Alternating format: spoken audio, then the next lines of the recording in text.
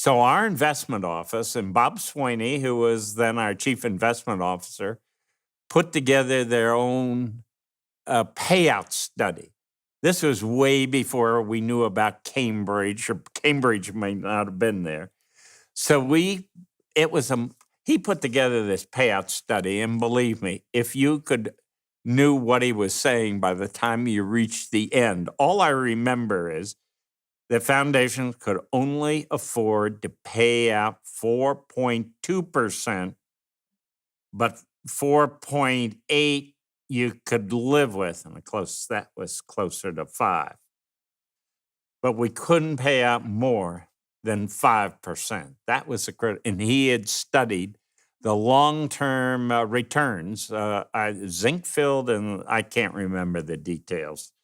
They do the work still, the firm. And so I gave that to Charles Chamberlain. The next thing I know, he had given it to Moynihan, Senator Moynihan, who had put it into the congressional record. Okay? And then I know in the meantime, and maybe about this time, our financial vice president then, Larry Doyle and myself, went down to Capitol Hill or to Washington, and we met with the people in the Council on Foundations. And we were complaining about the payout rate. And they said, sort of in effect, you don't know what you're dealing with. That's very nice, and we're worried about it. But yes, nice of you to come in. And they were good people. But when we walked out the door, we looked at each other and said, let's do it.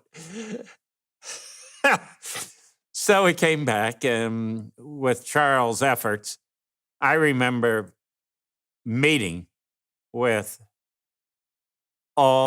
he was Republican, all the senators on the Republican side of the aisle on the Senate Finance Committee.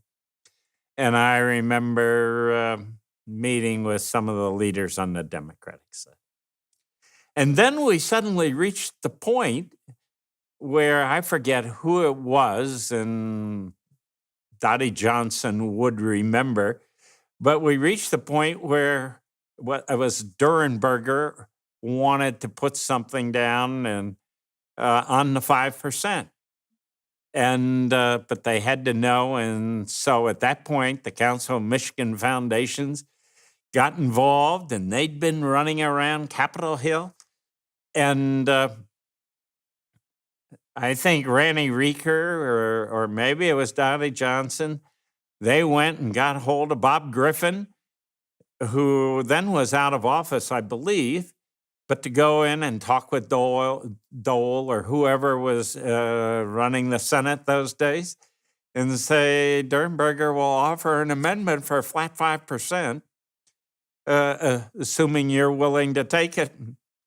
And that's how we got the 5%.